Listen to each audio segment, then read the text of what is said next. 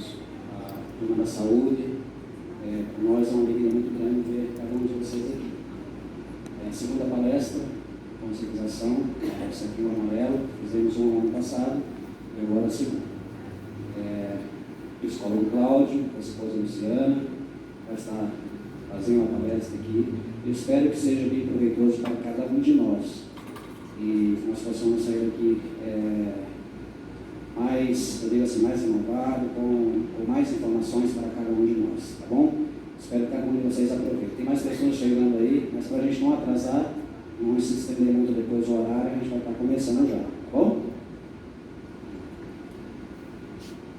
Olá, boa tarde, eu sou o Cláudio, sou psicólogo, palestrante, trabalho fazem 12 anos com psicologia, fui formado desde 2000, né? A gente vem atuando nos campos de prevenção, de psicologia. Gente, vocês me escutam assim, falando assim?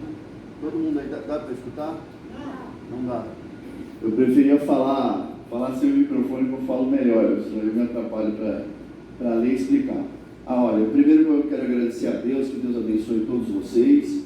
Quero agradecer ao Robinho, quero agradecer ao pessoal da saúde, agradecer a presença de vocês. E o seguinte, eu só não vim de amarelo porque eu fui experimentar minha blusa amarela, então eu estava gordinho com a blusa amarela. Eu falei, não, então eu vou com outra, né? Para ficar confortável, para fazer a palestra. Mas agradeço vocês de estar de amarelo, que foi pedido, que é o Setembro Amarelo, que é o florescer da vida, é a esperança que a gente tem das pessoas que estão com problema, que estão com uma doença, se conscientizar e buscar tratamento, né? Dentro da palestra, quando eu for fazendo, eu até vou colocar coisas pessoais minhas que eu passei também. A minha ideia da palestra é o seguinte: primeiro de tudo, a gente entender a parte histórica, como que acontecia a depressão desde as épocas tribais lá atrás, depois a gente vai vir passando até chegar à sociedade atual. Então a gente vai ver que isso é um problema que existe há muito tempo e que, de acordo com a época da sociedade, ele vai ser encarado de formas diferenciadas, né? Então, a gente vai estar fazendo esse estudo. Depois, a gente vai, lógico, estar falando sobre prevenção, vai estar falando o que falar e o que não falar para as pessoas, o que é realidade, o que é mito, e como foi pedido na internet, eu vou procurar colocar para vocês que eu trouxe bastante a parte da psicologia analítica, do Jung. Vou estar explicando o básico para vocês. E você vê como as coisas são, né? A palestra eu vim fazer e muitas pessoas foram me pedindo para a internet fazer o quê? Falar como era o atendimento, como era que o psicólogo atende. O que acontece ali dentro, sabe? As pessoas têm essa curiosidade. Mas aí eu falei, tudo bem, vou falar sobre como é. E a gente vai entender que quando o psicólogo ele se prepara para atender uma pessoa que está com depressão e com suicídio, ele tem que se preparar também. E que vínculo é esse que se cria entre o paciente e o psicólogo? E que cura é essa que a gente busca? E que lugar é esse que a gente busca estar se equilibrando, né? Então, assim, a terapia, ela consiste nisso, da gente pegar e entender esses vínculos. Então, a palestra está voltada para isso, para a prevenção, para estar mostrando outros ângulos, não só das pessoas que convivem com quem tem a depressão ou a tentativa de suicídio, mas também quem está tratando a pessoa e o quanto todo mundo está envolvido nisso. E o quanto a gente tem que, assim, quanto mais eu sei, quanto mais eu conheço, mais eu posso ajudar outras pessoas e posso me ajudar também. Porque quando você entende que a depressão e o suicídio, a tentativa de suicídio é uma doença que você tem que estar atento, tem que tratar, a gente começa a entender o quê? Ninguém tem vergonha de dizer assim, eu fui lá no AA, aí me curei de alcoolismo, e falo, nossa, você é um herói, que legal, bom. Você vai lá no NA, no Narcótico Anônimo, e aí as pessoas vão e se curam, e todo mundo incentiva, mas ainda com depressão e com tentativa de suicídio, há um preconceito das pessoas irem buscar ajuda. Ainda há um preconceito das pessoas estarem buscando os profissionais, os psicólogos, os psiquiatras. Por que isso? é uma questão ainda social. Então, o que a gente está fazendo aqui hoje é quebrar esse paradigma, quebrar essa barreira que tem e dizer, não, é possível tratar, é possível superar, é possível ter esperança, tem um tratamento adequado, se for necessário com medicação ou só com terapia, porque os casos de depressão e suicídio, eles são assim, muito oscilantes, eles têm vários níveis. Tem pessoas que têm uma problemática direcionada que precisa ter uma medicação para ajudar a dar um suporte, tem pessoas que não. Só que o que é o importante? O importante é quando a gente entende que a gente tem um problema, a gente trata. Que eu tenho uma diabetes, eu preciso tomar um remédio da diabetes, senão a diabetes sobe, eu fico pior. Não é assim? Com as outras doenças, com as outras coisas que acontecem, as pessoas aceitam mais o tratamento, elas aceitam que precisam da ajuda médica, que precisam da ajuda profissional. E a gente ainda com depressão e com tentativa de suicídio, ainda tem muita aquela coisa, não, isso aí não é nada, vai andar, vai fazer alguma coisa, quer ver?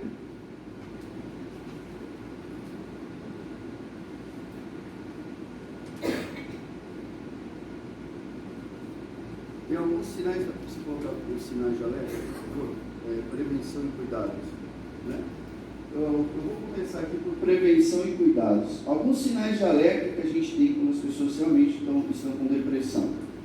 Manifestar o desejo de morrer, seja em conversas ou em redes sociais. Quando a pessoa coloca isso na rede social, é um alerta, você já fica atento no que a pessoa está colocando, porque às vezes é uma forma dela estar se comunicando, e os parentes, as pessoas que estão em torno, elas devem estar atentas a esse sinal. O segundo, manifestar sentimento de dor, de peso, desesperança e falta de propósito. Ou assim, não sei o que fazer da vida, estou meio perdido, não sei para onde eu vou, o que eu vou fazer hoje? Sabe, aí, não tem nada para mim nesse mundo, o mundo está vazio, o mundo está... Mas é a pessoa que está vazia de certa forma, né? Se considerar um fardo para terceiros, achar que a pessoa acha que ela tem uma problemática, ela acha assim, não, eu tenho um problema, então eu incomodo todo mundo, então eu vou me isolar e eu não sirvo para nada. Isso é uma característica típica, que a gente deve estar atento, a gente deve estar olhando, mas deve colocar para a pessoa o quê? Né? Então, assim, oscilações do sono, evitar comunicação e interação social, alteração constante de humor, incluindo excesso de raiva, tristeza, sentimento de vingança, consumo desenfreado de remédio, álcool e drogas, salientando que o uso de drogas e o uso de remédios descontroladamente mexe com a neuropsique, ele mexe com a arritmia cerebral e pode, principalmente drogas, o pessoal acha que usa droga de forma recreativa, maconha, cocaína, êxtase, não afeta, mas afeta a arritmia cerebral e pode, em muitos casos de esquizofrenia, muitos casos de doença, ele pode startar daí, das pessoas que estão usando esse uso descontinuado de drogas. E remédios, às vezes vendido na farmácia, a pessoa está usando também, ela acha que não dá nada e pode realmente também prejudicar, né? Descuido com a higiene pessoal é uma característica que quando vocês estiverem alguém tratando, convivendo com alguém, geralmente pessoas, quando elas entram numa depressão profunda ou com tentativa de suicídio, elas param de tomar banho, elas param de fazer higiene pessoal, escovar os dentes. Por quê? Porque a pessoa vai entrando num movimento em que ela vai perdendo esse contato com a realidade, porque a dor e o sofrimento dela é muito grande. É como eu sempre coloco assim, você tem 5 dedos numa mão, né? Todo mundo está vendo, né? A pessoa, quando ela entra no estado profundo de depressão, ou ela entra no estado profundo de suicídio, ela não vê mais os 5 dedos, ela vê um dedo. E ela vai vendo um dedo, ela vai vendo só a unha, assim, ó, bem pertinho. Por quê? Ela não vê mais em espaço, ela vai ver em foco, ela se fecha naquele corredor e ela não consegue entender mais, ela só entende aquela dor dela e aquele movimento dela.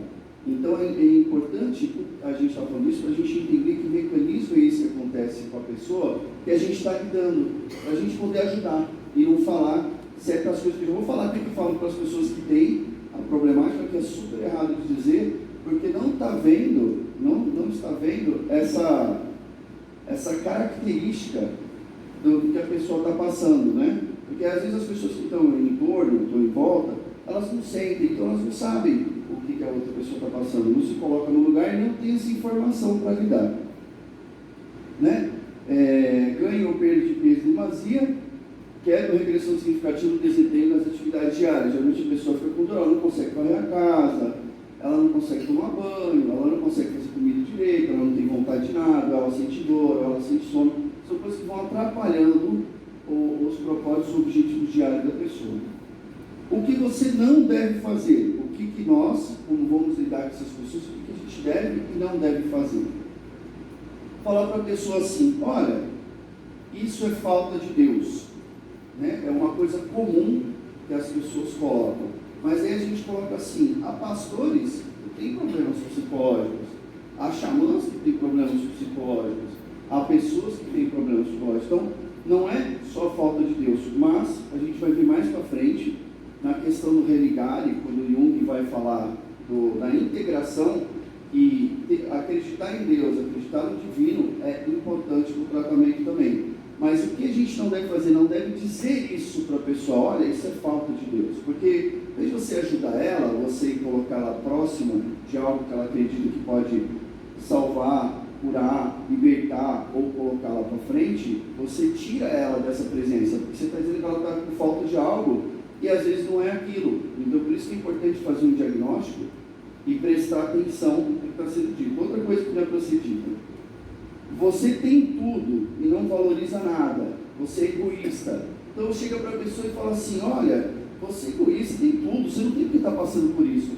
Coloca uma culpa, uma coisa causal na pessoa, porque ela não escolheu se adoecer. Ninguém acorda de manhã e fala assim: nossa, peraí, eu vou pegar uma gripe aqui, porque, né, tá gostoso, né? A gente acaba acontecendo, vindo para a vida da gente, e a gente tem que lidar com isso, né? Tantas pessoas querendo viver e você pensando nisso, né? Como se as outras pessoas estão querendo viver e você pensando nisso por escolha. Não é uma questão de escolha, é uma questão de que está acontecendo com a pessoa. É o mundo dela, é o universo dela, e é como a gente tem que procurar entender e integrar, né? Isso é frescura, dizer que a pessoa, isso é frescura, vai arrumar um trabalho. Então isso é algo que a gente não deve dizer para a pessoa. Por quê? Porque isso vai colocar a pessoa mais para baixo, porque ela está querendo ficar bem, ela está querendo se libertar, ela está querendo buscar uma luz, buscar uma leveza, buscar, né? Tá integrado. Então isso é algo que não se deve dizer, né? Você deveria ter um filho, como se a pessoa fosse ter um filho e fosse resolver todo o problema da vida, né? Então, assim, a questão de ter um filho ou não vai interferir na doença ou resolver a doença, porque é uma outra questão que se levanta, né? Existem problemas maiores no mundo. Vocês podem sempre reparar que é uma comparação de algo menor com algo maior, que faz o quê? Que acaba tirando sempre assim: mas isso é pouco, isso é pequeno, isso que você tem não tem necessidade, tá?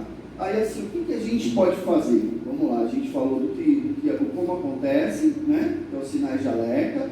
A gente falou o que você não deve fazer e o que você pode fazer.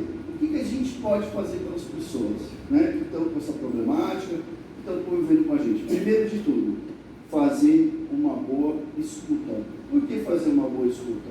A gente tem que parar, tirar o que a gente acha, o que a gente não acha, e escutar o problema do outro, né? Só de a gente escutar, a pessoa já vai se sentir melhor. Só de escutar, a gente não precisa falar nada, só dela poder colocar para fora, explicar para alguém que ela tem aquilo, ela explicar para alguém que ela tem um problema, ela já vai se sentir melhor, já vai aliviar ela, né? Quem nunca chegou num amigo e falou: nossa, estou precisando conversar hoje com um amigo e desabafar? Não tem? Todo mundo tem um amigo que desabafou um dia, né? Então a gente tem que ter esse olhar para quando a pessoa trouxer o problema, ter escuta e deixar a pessoa ir colocando para a gente o problema dela e a gente agregar com ela.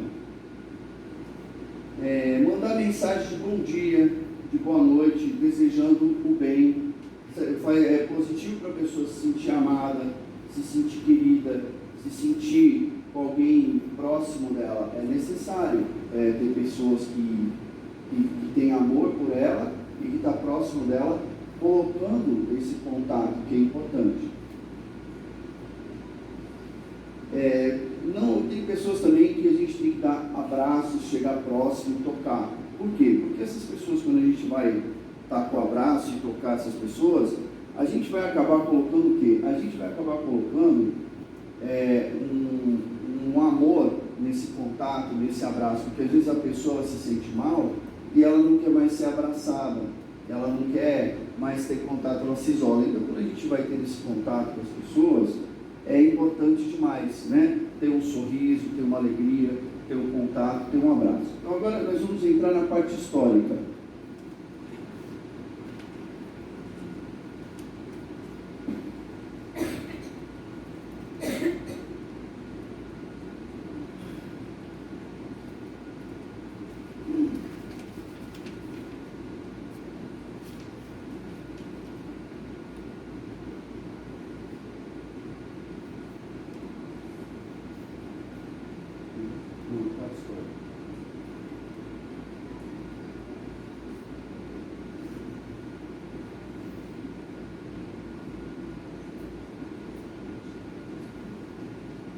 Também queria dizer que a apostila depois vai estar disponível em PDF, a gente vai estar passando para quem quiser estar lendo com tranquilidade, tá?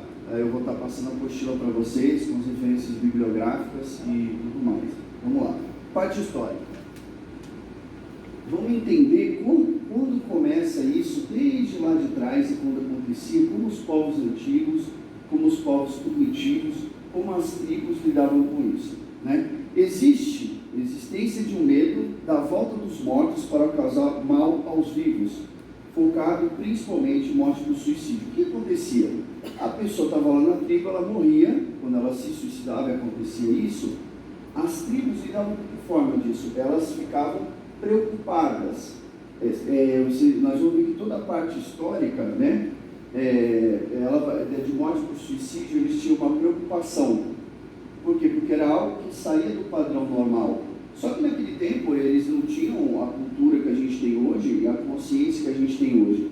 E isso dentro da história vai ser demonstrado. Por isso que eu peguei a parte histórica. A parte histórica ela tem essa questão de mostrar para a gente o desenvolvimento e desenrolar da coisa, né? Então, nos povos primitivos, o intrincado complexo de tabus rituais para a proteção contra a volta dos suicidas. Motivações para o suicídio: evitar desonra, fuga da escravidão, reações e perdas afetivas, idade avançada ou vingança. Olha que interessante isso aqui.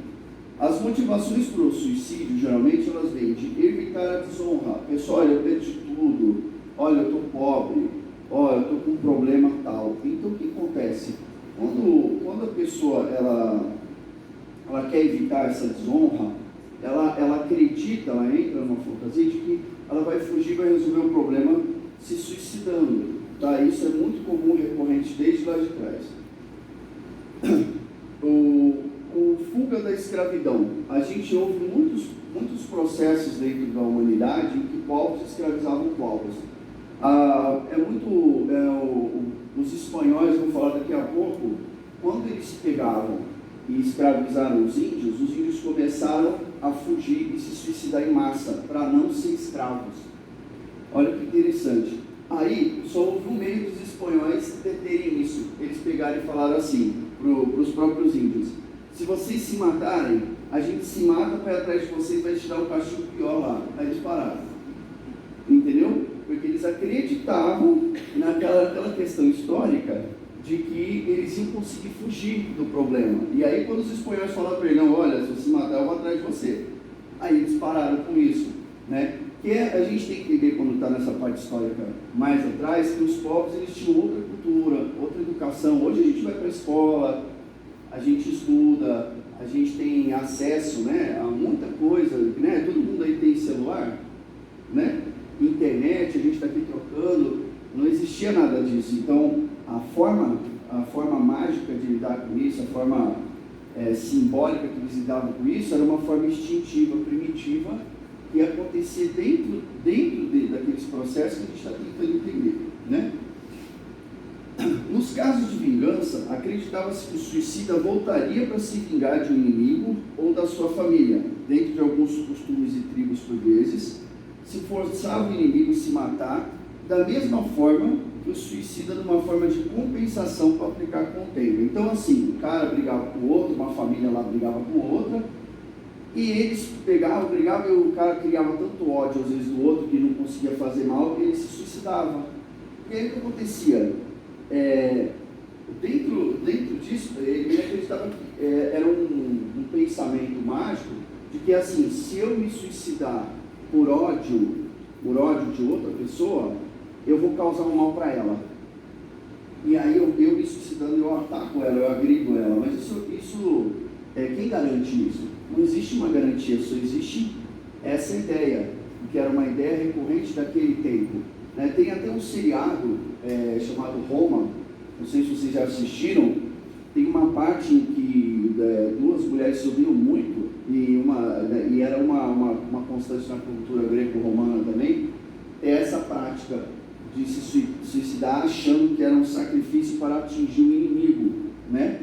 E ela faz isso nesse seriado, assim, até um seriado muito forte, esse seriado Roma.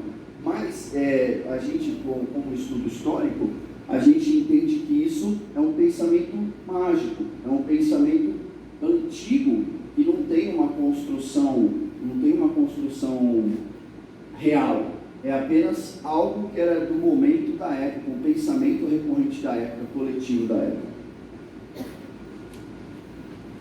Interessante, né, que eles pegam e acreditam, e tinha certas tribos que falavam, você brigou com o outro se suicidou, ele pulou numa estaca, você vai ter que pular numa estaca também para compensar e aplacar a coisa. Então você vê que é um pensamento mágico compensatório que não chega a uma realidade concreta, são apenas aquelas coisas da crendice, do que todo mundo faz, todo mundo fez, sem entender ou verdadeiramente um sentido lógico e racional para a coisa.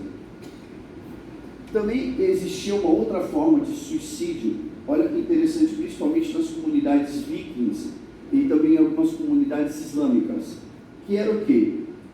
Sociedades guerreiras, uma estratégia para fomentar a população ao espírito combativo viking.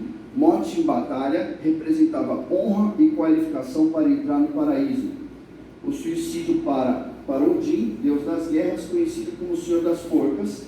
Animais e homens eram enforcados em árvores em Uppsala, na Suécia. Então, assim, como é que funcionava o sistema do suicídio como sacrifício?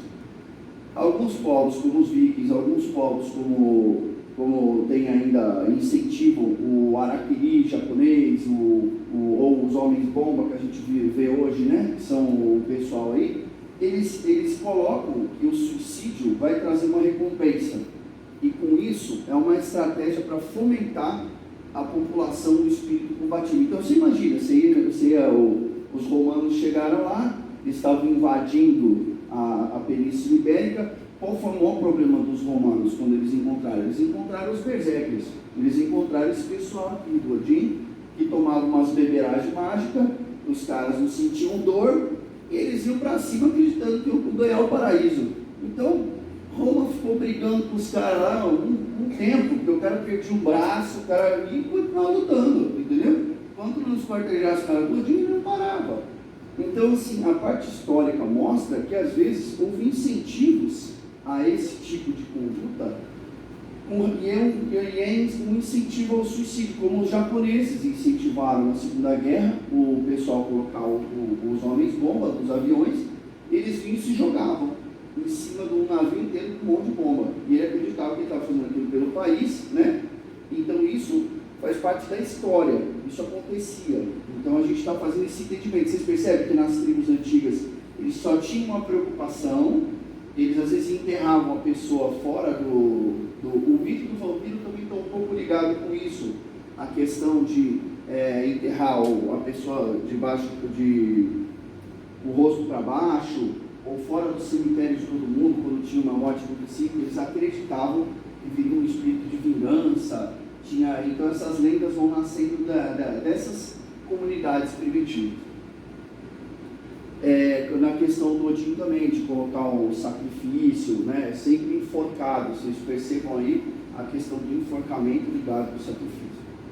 Em certas sociedades nômades primitivas, o suicídio de idosos ocorria de forma ritualística e com certa pressão social velada, um ato de suprema honra e altruísmo para não se tornar um peso para a sociedade. Então, assim, nas sociedades esquimós, sociedade indiana e alguns outros tipos de sociedade, eles tinham o quê? Eles incentivavam de forma velada, falaram, eu fiquei velhinho, cheguei numa determinada idade, então o que eu vou fazer? Eu vou lá para o meio do mato e vou deixar o tigre me comer. Por quê? Porque eu não quero mais ser um peso para a sociedade, né? Então, a gente vê um direcionamento de um suicídio, porque você está indo lá se matar, você está indo lá deixar o tigre te comer, você está indo lá deixar aquela parte. Então, você vê como as sociedades antigas, alguns outros tipos de sociedades, lidavam com esse aspecto de suicídio e morte, né? Que é o que a gente hoje está tentando entender e compreender até chegar na gente. É um conteúdo denso e que exige muita concentração para lidar com isso, porque, como Jung diz, quanto maior a pulsão de vida, quanto mais vivo você está, mais morte você pode ter também, porque a proporção da pulsão de vida é a proporção da pulsão de morte. Então, a gente vai estudar depois nas formas simbólicas como que isso entra na nossa psique, que é a segunda parte. Eu estou fazendo a parte histórica e depois eu vou entrar na parte psicológica, como essa construção dentro do mental, como que a gente capta isso no dia a dia e vai criando para a nossa mente, tá bom, pessoal? Tá dando para entender? O conteúdo está de boa, todo mundo está tranquilo? Tá dando para ouvir aí? Beleza, todo mundo acordado, né? Vamos que vamos. Também observado na Índia, do sistema de castas, algo parecido dos mais velhos, para alívio da sociedade, se entregavam nas florestas a tigres. Em certas culturas primitivas, o suicídio era um evento constituinte de costumes tribais. Na antiguidade greco-romana, o exercício racional de um direito pessoal, pecado mortal na Idade Média, fruto da instigação demoníaca. O suicídio transformou-se em dilema humano no século XIX. A partir da segunda metade do século, a frequente associação entre suicídio e transtornos mentais embasou sua prevenção no âmbito da saúde pública. Vamos lá. Aqui vai ter dois pontos. A gente vai olhar depois a sociedade grego-romana, né? Onde eles aceitavam o suicídio como algo natural, como, se você quer, tinha até estoques de cicuta, para eles usarem. Só que eles só tinham uma questão com relação ao suicídio. Eles falavam assim, se não for algo honroso, não pode fazer, mas se for algo honroso, pode fazer. Mas depois, mais para frente, isso vai ser questionado, porque um deles vai falar assim, um dos filósofos lá deles vai falar assim, se a gente tiver tantas perdas na sociedade, a sociedade vai acontecer o quê? Ela vai perder poder econômico, ela vai perder pessoas.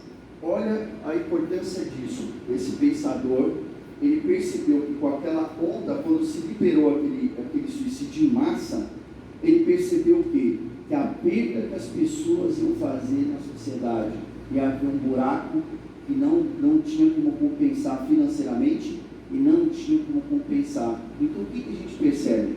A gente percebe que aquele filósofo percebeu o valor, ali foi o começo do princípio, percebeu o valor das pessoas. Por quê? Veja que interessante, em Roma, quando Nero coloca isso, né, que vai estar aqui também, o Nero, ele coloca da seguinte forma, era liberado, e quanto maior era a degradação da sociedade, quanto era maior a degradação, era mais liberado, só que isso tinha um efeito. Qual é o efeito? As pessoas conseguiam perceber o verdadeiro dano e a verdadeira perda de se perder pessoas, de se perder material humano, de se perder.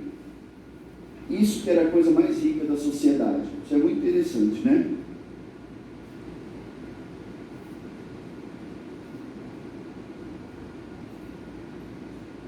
Vamos olhar um pouquinho a história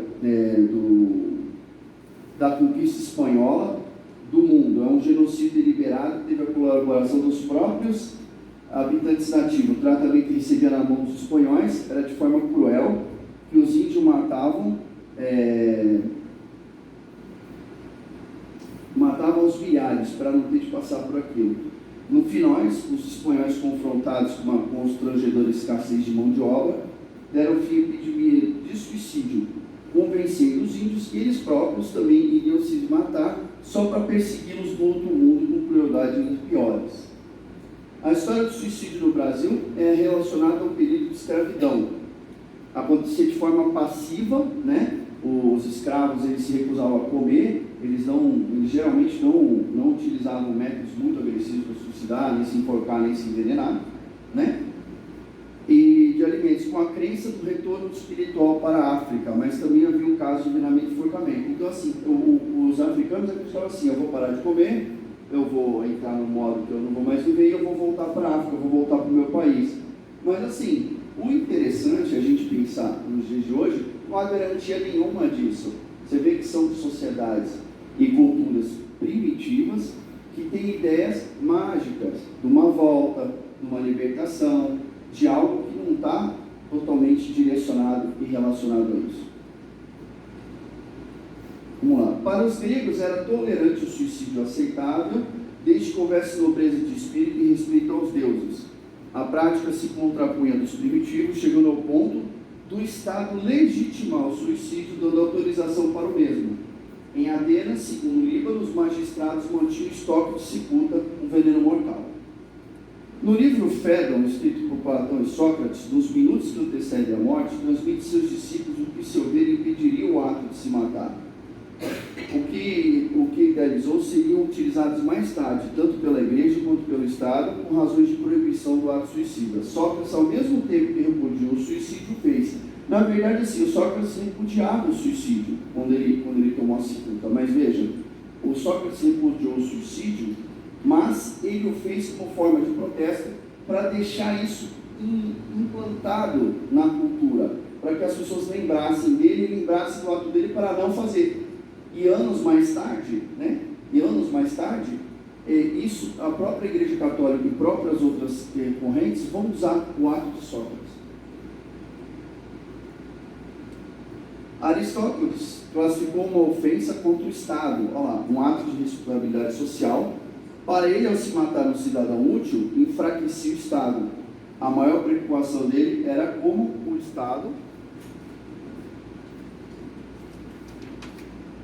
Eu estou um pouco rápido, porque a gente fala bastante material, eu fico com medo de 2 horas do...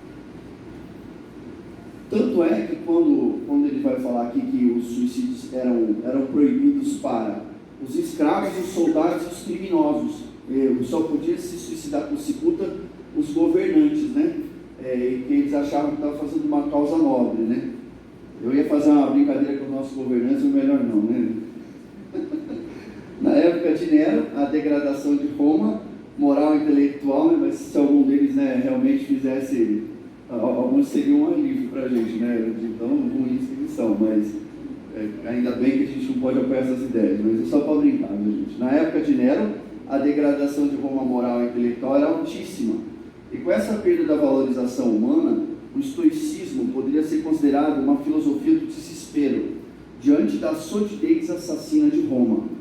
Naquela época, o povo se divertia com gladiadores e escravos, se gladiando até a morte, além dos seus inimigos. E também, com os cristãos, se faziam presentes ao serem dados aos gladiadores. Então, assim, a gente percebe que na época de Nero era uma época terrível, e que, de acordo com a degradação moral e intelectual que havia naquela época, assim, as pessoas, além de elas gostarem de ver as pessoas se matando na arena, com gladiadores, entregando pessoas para os leões, aquela coisa toda, entre eles a taxa de suicídio era altíssima.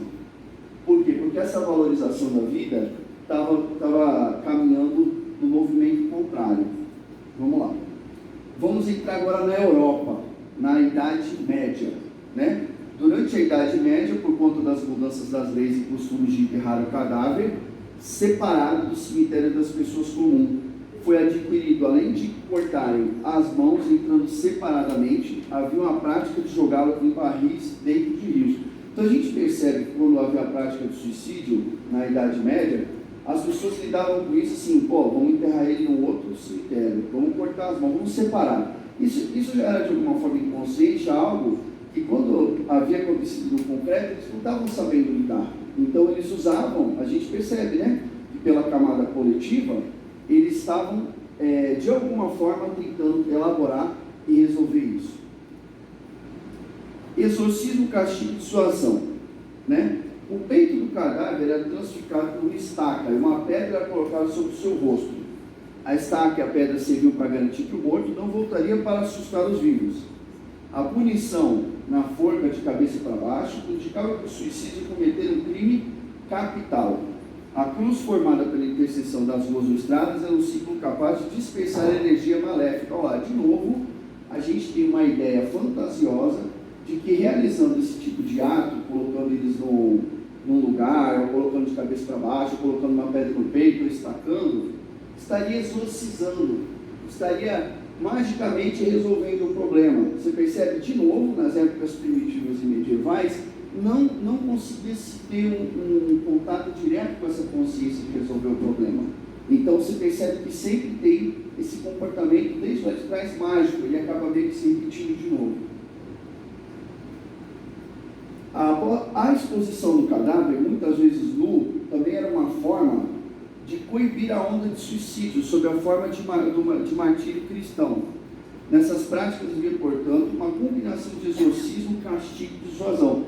Era uma forma assim: ó, a gente vai pegar, se alguém suicidar, a gente expõe ele lá, põe ele pelado, põe uma pedra nele, coloca ele lá, diz que ele é maligno, e isso vai fazer com que as pessoas evitem entrar no suicídio, vai fazer com que as pessoas evitem essa prática ou esse ato, mas, de novo, de uma forma mágica, né? Quando vamos entrar em Santo Agostinho, em 354, um importante teólogo do período medieval, né? Em Confissões e a Cidade de Deus, ele retomou e transformou as ideias que haviam sido anteriormente defendidas por Platão. Afirmou que a vida é um presente de Deus, desfazer dela é o mesmo que contrariar a sua vontade, e como consequência, rejeitá-lo. Ninguém tem o direito de espontaneamente se entregar à morte, sob o pretexto de escapar aos tormentos passageiros, sob pena de mergulhar nos tormentos eternos. Matou-se, passou a ser um pecado mortal. Então, quando a gente entra na Idade Média, vai entrar essa ideia de castigo, vai entrar essa ideia de dissuasão. Depois isso muda, tá? O cristianismo ele tem duas fases. Tem uma que ele mergulha nessa questão do exorcismo, ele mergulha nessa questão de castigo, mas depois, mais para frente, ele vai trabalhar mais em cima de prevenção. Já que a gente, primeiro eles ficaram, foi uma reação das comunidades cristãs, que era um pecado mortal, então todo mundo ia para cima e rejeitava, tinha uma rejeição, uma perseguição e punições, e a gente vai perceber que essas punições, elas chegavam até mesmo a ponto de haver o quê? De estar ligado com questões financeiras. Então a pessoa que se suicidava, o governo ia lá, tomava os bens dela e não deixava a família absorver herança. Então você vê que isso foi indo essas etapas de punição, elas foram entrando mais para frente de uma forma mais profunda, né? Os concílios de Ares, um crime consequente de fúria, eles acreditavam que era um crime de fúria demoníaca, não seria honrado com a missa. Então assim, lá no Concílio de Braga, eles vão falar o quê? Se a pessoa se suicidar, ele foi tomado por uma fúria demoníaca e ele não vai poder, ele não vai ser honrado com a missa, então ele era excluído do corpo. No século XIII, São Tomás de Aquino acrescenta que o suicídio não dá chance de arrependimento, se tornando assim um dos piores pecados. Depois, na mesma época, a legislação civil inspirou-se no direito canônico e acrescentou às penas religiosas as penas materiais, que é o que eu comentei agora há pouco, né? Os bens eram confiscados pelo Estado, e os familiares sendo privados da herança. No início do novo século, mais precisamente 1600, nos palcos, a voz de Hamlet. Isso aqui é muito importante, porque quando a gente chega em 1600, né, o William Shakespeare, ele cria uma peça chamada Hamlet. Aí todo mundo já deve ter ouvido falar nisso aqui, né? Ser ou não ser, essa questão, né? Olha só. Porque nessa época voltou-se de novo a ideia de suicídio como uma fuga da realidade. Então assim, ser ou não ser, eis a questão. Será mais nobre sofrer na alma pedradas e flechadas do destino feroz, ou pegar em armas contra o mar de angústias e combatendo dar-lhes fim? Morrer e dormir, só isso. E assim, a gente percebe, lendo ele, a importância que isso teve naquele contexto social coletivo, entendeu? E assim, todo mundo sabe, o ser ou não ser, eis a questão, isso é coletivo, todo mundo sabe, mas às vezes as pessoas não sabem que estava envolvido uma ideia de suicídio, de morte, que era uma ideia da época de fuga, como também tinham muitos escritores que tomavam bastante aquela bebida verde, a fada verde, para se inspirar, mas ocorreu uma morte muito precoce deles, entendeu? Então isso meio que está bem ligado na arte. A arte, como ela é um conteúdo simbólico da sociedade, ela acaba manifestando muito as questões presentes, né? Ela acaba manifestando muito o que está naquele inconsciente coletivo daquela época momentânea. Então assim, no século XIII se tornou um dilema humano. Nesse século, que o termo suicídio derivado do latim sui, de si próprio, e caedere, matar, aparece pela primeira vez em textos ingleses e substituições ao homicídio de si próprio. Desse tempo deriva a palavra suicídio. Então, ou seja, antigamente era assim, era um matar a si próprio, e aí era um homicídio para si próprio. Mas aí veio o suicídio, que seria o quê? O de si próprio. Então você vê que aqui vem essa construção aqui, ó, da palavra, né? O dilema humano, o sul de si próprio, cair dele e matar. Parece para os dias a situação do homicídio de si próprio. Então você vê que eu acredito muito que essa questão de construção de fala e do que deriva a palavra, ela ajuda a gente a entender como é uma evolução, e isso é uma conscientização constelando na forma de linguagem. No campo das ciências, o ângulo divino foi sendo substituído, a gente vai entrando, pela perspectiva humana, do desesperation para a melancolia, da condenação para o reconhecimento da alienação mental. Aí a gente vê que houve a igreja, a gente entra naquele século ali, então é tudo feito à base do religioso, é tudo feito à base de dogmas, só que aí vai vir a evolução, e a gente acaba chegando, vai começar a adentrar agora, né, do reconhecimento como, você vê que de períodos em períodos, a doença vai sendo lá dos tribais de um jeito, aí a gente vai entrar no medieval de outro, e agora a gente vai entrando nos tempos modernos para chegar na gente, mais para frente, né? Ainda falta bastante para chegar na gente. O John Donne, por volta de 1610, ele escreve a obra Beatanatos, a primeira defesa formal do suicídio, publicado póstumamente 40 anos depois de escrito, por conta da depressão contra na sociedade da época. Ele usou essa estratégia para publicar. Em Beatanatos encontra os primeiros indícios de que Freud concebeu 300 anos depois como instinto de morte. Não devemos tomar o livro dele, a gente não pode tomar o livro dele como uma defesa do suicídio, mas assim, quando o John Donne escreve, ninguém tinha escrito ainda, era um tabu. Então ele teve que usar uma estratégia, ele pegou e falou assim, eu não posso publicar para essa sociedade aqui, se eu publicar eles vetam meu livro. Então o que eu vou fazer? Eu vou escrever minha obra toda, vou falar sobre isso, porque aí é o começo da observação científica. Vamos olhar isso aqui como é. Não vamos olhar como eles acreditam, eu quero olhar de uma outra forma, eu quero pensar sobre isso. Então o John Donne, ele pega e ele morre, 40 anos depois lança o livro dele, para ninguém poder deter a obra dele, né? Ou perseguir ele. Ainda tem alguns autores que fazem isso hoje em dia, mas é mais difícil, né? Então, assim, Robert Burton estudou o suicídio como melancolia, que decorria do excesso de bilis negra, associado ao elemento mais sombrio, a Terra, ao planeta mais sombrio, Saturno. Segundo Burton, a melancolia atingiria particularmente pessoas cultas com ruminação mórbida. Ele recomendava tratamento com erva de São João. Apesar de usar para si, Burton cometeu suicídio. E ele falava, se é inferno nesse mundo, ele se encontra no homem do coração melancólico. Daí do Burton também, já é uma tentativa de compreender isso que está acontecendo, do cidadão melancólico, porque essa depressão e essa melancolia, ela existia. Então o Burton ele vai fazer o quê? Deixa eu tentar dar uma entendida nisso aqui, deixa eu tentar dar eu me ajudar e compreender isso aqui. Então o Burton vai lá e ele toma muita erva de São João, que é um antidepressivo leve. Então é um princípio dele começar a tentar entender e se medicar com relação a isso, mas se percebe que é um princípio bem primitivo.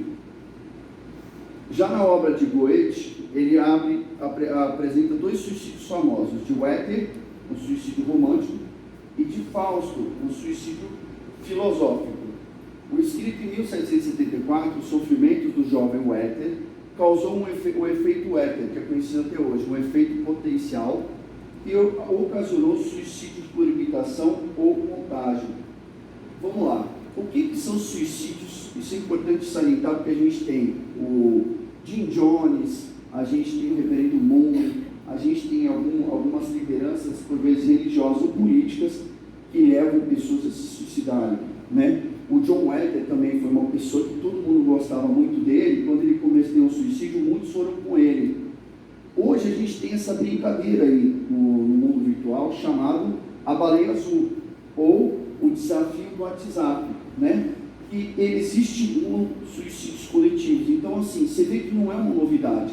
Na época do John Werther, ele mobilizou um tempo, ele mobilizou a sociedade, as pessoas entraram no embalo dele, com algumas lideranças puxam. E isso, por isso que é importante a gente estar aqui no Setembro Amarelo, e a gente colocar essa questão do florescer da vida, a gente colocar essa questão do combater, do conscientizar, porque hoje a gente vive numa era de internet, onde tem a brincadeira da baleia azul. Todo mundo aqui já ouviu falar na brincadeira da baleia azul? Né? Que brincadeira, né? E também tem o desafio do WhatsApp, mas pegando pessoas, hoje você vê que na época de Werther já acontecia, tinha uma outra época dos dançarinos, tal que um monte foi e se jogou na fogueira por um pensamento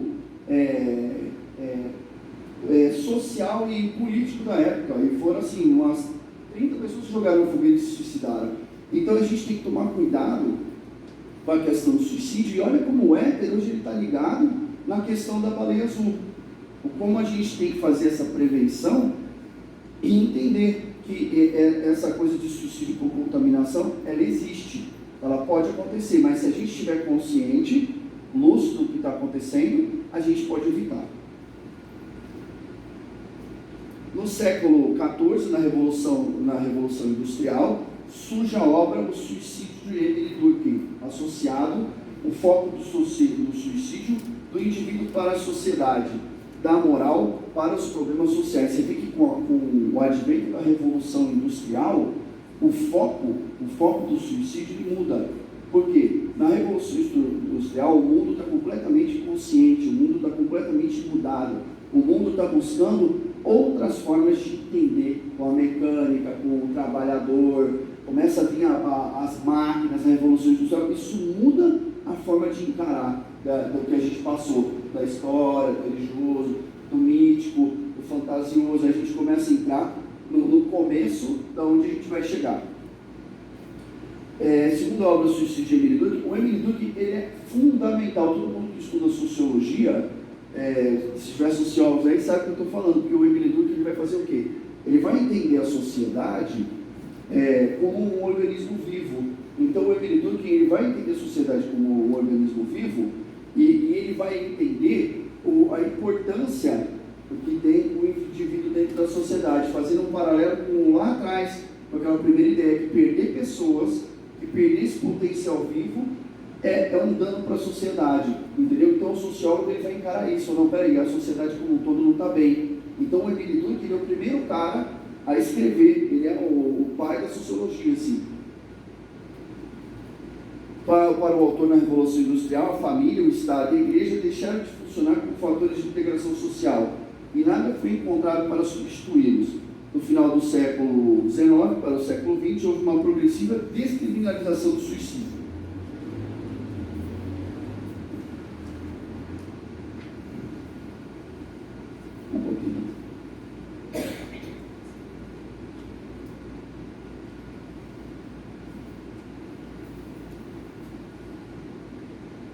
Para vocês verem, aí o suicídio, muitos países participaram do inquérito, e cerca de 25 países mantêm leis e punições contra as narrativas de suicídio. Países que seguem a Sharia, leis islâmicas, mantêm tais leis. Entre as punições estão pequenas multas, períodos curtos, encarceramento e prisão perpétua. Em alguns países em que a lei é vigente, a pena de prisão ocorre depois de uma segunda tentativa. Então, você vê que o suicídio, ainda por algumas sociedades que têm uma cultura muito antiga, muito rígida, as pessoas ainda acreditam nesse sistema de punição pelo suicídio, não que é algo que é para ser tratado, entendido e resolvido. No fim da década de 1960, o comportamento suicida foi definido pela Organização das Nações Unidas como um fenômeno multifatorial, multideterminado e transicional, que se desenvolve por trajetórias complexas, porém identificáveis. A partir dessa época, enfaticamente na década de 1990, considerou-se o suicídio como um problema a ser enfrentado também na área da saúde pública. O comportamento suicida é todo ato pelo qual o indivíduo provoca autolesão, independente do grau de intenção letal. Olha que interessante a volta agora. Antes de ser abordada pelos órgãos responsáveis pela saúde pública, a prevenção do suicídio foi iniciada e gerenciada por organizações não governamentais, inspirada em princípios religiosos e filantrópicos. Olha que interessante, os próprios princípios religiosos e filantrópicos que antes perseguiam e coibiam o suicídio com punições, esses órgãos filantrópicos e religiosos, eles fazem o seguinte: vamos investir em prevenção. Vamos começar a pensar que isso aqui a gente pode ajudar. Eu não quero acusar ele, eu não quero punir ele, eu quero ajudar, daí vai nascer essas instituições, né? Que é o Exército da Salvação em Londres, no mesmo ano em Nova York para a Liga Nacional Salve uma Vida, no Reino Unido pelos Samaritanos, que inspirou no Brasil em 1962, o Centro de Valorização da Vida, o CVV. Todo mundo conhece o trabalho do CVV, né? Que é um trabalho de prevenção para as pessoas que têm um problema com suicídio, que podem ligar, podem pedir uma ajuda, podem estar sendo, né, atendidos. Pelo oficial Edgar Pereira de Monte, a Força Pública de São Paulo, antiga Polícia Militar. Esse documento recente, a Organização Mundial de Saúde, enfatiza que o comportamento suicida é ainda esclarecido por tabus, estigma e vergonha, o que impede as pessoas de procurarem ajuda nos serviços de saúde. A prevenção pode ser alcançada pelo enfrentamento proativo desses obstáculos, pela conscientização da população e pelo apoio dos sistemas de saúde e da sociedade como um todo. Então, assim, a gente percebe que é o que a gente está fazendo aqui. Gente, deu para dar um panorama legal pela parte histórica, de quando começa lá atrás, vai vindo para a Idade Média, até chegar na Idade Moderna, o que é? Porque, assim, para mim é sempre importante a gente entender a parte histórica, porque a parte histórica, o que ela faz? Ela ajuda a gente a entender como que o processo de conscientização humana coletiva vem se discorrendo, vem se construindo, né?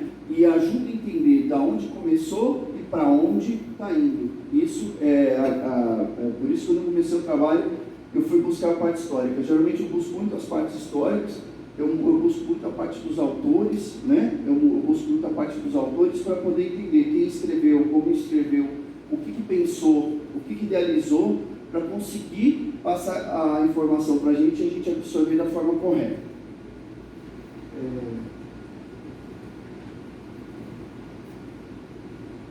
Sobre os transtornos de personalidade e perda de contato com a realidade, a gente vai ter dois, aí a gente vai chegando no mundo moderno. A gente vai ter o transtorno de personalidade, que tem adquirido cada vez mais importância na prática médica. Estudos populacionais apontam a prevalência dos transtornos de personalidade em aproximadamente 10 a 25% da população geral. Entretanto, da população psiquiátrica pode chegar a 50%, né, de transtorno. Porque assim, quando a gente vai atender pessoas, a gente tem que ter um entendimento de que tipo de problema ela está tendo. Se é uma depressão profunda, se é uma tentativa de suicídio, e o que tem ali. Por isso que é importante dos psicólogos estarem trabalhando com psiquiatra, estarem trabalhando uma junta médica para melhor atender as pessoas. Tanto é que estava falando com o pessoal da saúde a importância de estar se desenvolvendo um trabalho próprio para depressão e suicídio. Porque às vezes quando está sendo trabalhado com outros tipos de transtorno, na minha visão, na minha experiência prática, a gente percebe que não dá muito certo, que a gente procura, tem que ter um trabalho objetivo e direcionado para isso.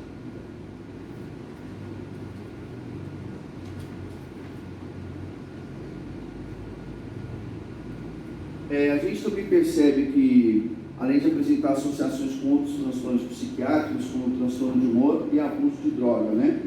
Fatores desencadeantes do suicídio de indivíduos em transtorno de personalidade são estressores psicossociais com problemas no trabalho.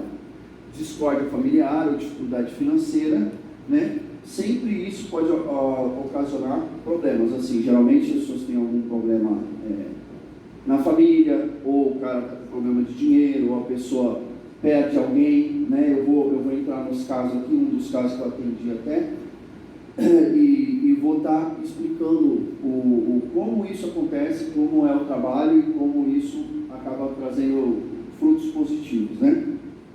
E só para terminar essa parte, né, estudos epidemiológicos mostram que pacientes com depressão maior em comorbidade com transtorno de personalidade borderline. Quem não sabe o que é borderline é o pessoal que tem uma tendência, né, a sair da realidade e voltar, né? Por isso que é o borderline, ele fica entre os dois mundos, né?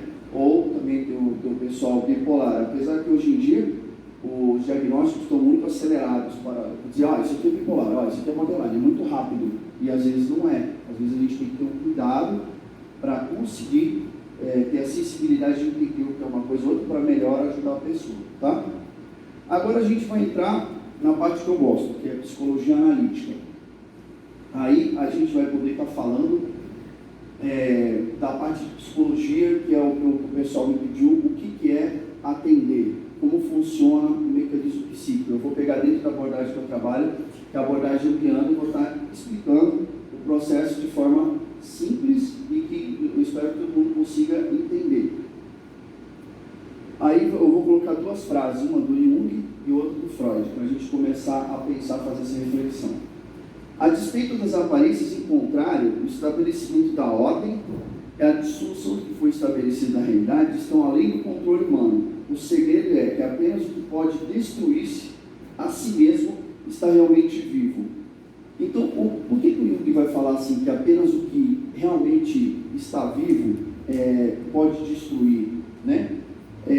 Por quê? O Jung vai acreditar no seguinte, para você colocar para mim a imagem, depois eu volto, isso, aqui, agora vai entrar, boa, agora vocês vão entender. O Jung ele vai falar do seguinte: a gente tem a vida da gente aqui, desde que você nasce, desde que você está vivo, você vai construindo o seu ego, e você vai tendo situações positivas e negativas, dentro de um tema em comum. Eu pus pai, porque geralmente todo mundo tem pai e mãe, são os dois temas comuns mais recorrentes. Conforme você vai tendo esses pensamentos, essas vivências dentro da sua vida, isso vai ficando no seu inconsciente. Então você vai guardando imagens, você vai guardando pensamentos, você vai guardando sentimentos, emoções positivas, imagens e vivências. Elas vão ficando dentro da gente. Só que por vezes essas imagens elas podem se tornar totalmente positivas se você lidar bem com aquilo. Só que às vezes elas também podem se tornar negativas e você não lidar bem com aquilo. Vai ser o que o Bill vai falar do seguinte: todo mundo tem todos os núcleos, positivos e negativos. O que acontece? Quando o Jung vai afirmar ali que por você estar vivo, e tão vivo que você está, você pode gerar morte também, porque eu tenho que até ser sincero com vocês, quando eu fui estudar o James Hillman para fazer a palestra, eu tinha atendido e fazia muitos anos que eu não tinha lido o Hillman, né? Porque eu li e depois eu fui trabalhar com outras coisas, com arte-terapia, e o tema suicídio ficou um pouco assim lá. E eu fui reler o Hillman de novo. E foi um processo muito interessante, porque até a página 100 eu queria matar o Hillman. Eu falei, eu vou matar esse cara. Por quê? Porque o Hillman, ele começa a afirmar assim, que você tem que deixar a pessoa fazer o que ela quiser. Não, deixa ela se matar. Não, deixa ela fazer. Eu falei, esse cara tá louco, né? Não, vou jogar o livro na parede. Será que eu estudei, que eu atendi de pessoas com esse tipo de problema com esse caso? Será que eu realmente estou confuso? Não, aí o Hillman lá na página 100 ele me salva. E eu já vou explicar para vocês o porquê do vínculo terapêutico e da necessidade de sinceridade que você tem, e isso vai estar explicado aqui. Então, quando a gente vai considerando essas emoções, vamos supor que a pessoa teve um pai ruim, que batia nela, ele teve um pai ruim que era rígido com ele teve um pai castrador, então essa imagem dele aqui vai ficar meio negativa, meio castradora. Até quando ele for ser pai, se ele não tomar cuidado, ele acaba sendo um pai castrador, ele acaba sendo um pai cobrador. Por quê? Porque essa é a primeira imagem que ele foi introjetando dentro do tema, dentro dele. E aí o Jung fala ali naquela frase que quando a gente não tem acesso a esse conteúdo, quem aqui já ficou nervoso, já surtou, já gritou, né? Eu de vez em quando dou surtar, é parte, isso é do humano. Mas o Jung vai falar do seguinte, que essas imagens que a gente vai negando, que ele vai chamando de sombra, que a gente vai guardando aqui, às vezes ela entra com tudo. Aí esse cara que teve esse modelo de pai castrador e tal, na hora que ele vai ser pai, ele repete o modelo com o filho dele sem ele nem perceber. Ele está sendo um paizão castrador. Entendeu? O pai castrador, ele tem aquele modelo interno dentro dele e ele repete o modelo sem perceber. Aí o Jung vai falar que isso aqui é um complexo negativo que rouba a consciência do ego. É a hora que você meio que assim, não são para todas as situações, tá? Isso aqui é uma situação hipotética. Cada situação do ego, do inconsciente, da invasão, acontece de outras formas, tá? Essa não é a única, eu só estou usando essa aqui para exemplificar de forma simples, para a gente poder entender o mecanismo que o Carlos Gustavo Jung definiu, tá bom? Todo mundo tem uma experiência própria, eu só estou colocando aqui um exemplo simples, mas cada caso é um caso e a gente tem que entender que arquétipo é esse, que processo é esse. Depois eu até posso comentar um pouco dos trabalhos da Anísia da Silveira, onde isso se demonstra claramente, né? Além de ter o ego, que é o inconsciente pessoal, que entra em contato com o inconsciente coletivo, porque ele vai entrar com o inconsciente do pai dele, só que existe uma figura paterna coletiva, que é o do inconsciente coletivo, que vamos supor, aquela ideia que a sociedade tem, sabe aquele pai da Oriana Margarina? O pai é bom, que ele faz isso, que ele faz aquilo. Isso é um princípio da ideia coletiva de pai. Só que em todas as culturas e sociedades, é inerente ao humano. Na China, no Brasil, no Japão, ser pai é ser pai. Cada cultura vai colocar o seu currículo cultural, a sua forma de ser pai. Mas a essência de ser pai, ela é coletiva na humanidade. Isso que o Jung vai colocar como inconsciente coletivo, tá? Ele consegue detectar, porque o Jung ele foi muito vanguarda, não menosprezando Freud, Melanie Klein, Bill, que eu sou muito fã, principalmente do Bill, pela questão de todos os núcleos, que também tem um pouco a ver com a teoria, mas para mim não me estender muito, né? Vocês conseguiram entender? Então a ideia do princípio que o Jung vai falar, quanto mais vivo você está, mais você pode ser invadido por algo. Onde que isso vai encaixar dentro da teoria que a gente está falando do suicídio? Aqui vai estar um arquétipo, vai estar algo negativo que pode invadir e roubar a energia desse ego da pessoa. E aí que pode acontecer essa questão do surto, ou pode acontecer. E aí o psicólogo vai sempre se ater e buscar o quê? Qual o gatilho emocional que startou aquilo na pessoa? Nos testes de abre-reação do Jung, ele fala assim: pai, você tem 3 segundos para falar, pai, de acordo com o tempo de reação, mãe, casa, família, cada tempo de reação que a pessoa tem, você consegue perceber aonde está esse complexo.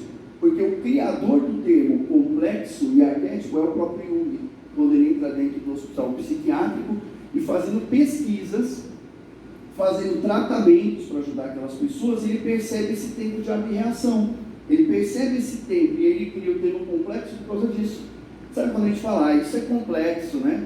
É complexo porque tem uma série de coisas positivas e negativas consteladas em volta de algo, porque isso tudo está emaranhado, isso tudo está interligado, não é tão estático como está aqui, é vivo, gente, é vivo, porque nós somos seres vivos, e a nossa imaginação, né, Maria Lúcia Confronto fala muito claro assim, que a nossa imaginação é viva, então a gente tem que tomar muito cuidado com o que pensa, com o que fala, a religião ensina, né, olha o que você fala, olha o que você... vamos continuar aqui na psicologia analítica. Já o Freud vai dizer assim, então assim, deu para entender, gente, qual é a estrutura da gente, como o Carlos Jung vê, o Carlos Gustavo Jung vê, o que é um complexo positivo, que é quando as imagens e coisas funcionam de forma melhor, e quando é negativo acaba invadindo a gente, né? Vamos dar exemplo de sombra que o pessoal tem, aquela ali é invejosa, ela é recalcada, aí você para e pensa, pô, mas será que eu sou invejoso? Será que eu sou recalcado? Será que isso me incomoda? Como que eu lido com isso? Quando você tem uma consciência para lidar com a inveja, você entende a sua própria inveja, você consegue entender a inveja do outro e neutralizar, aquilo não te invade.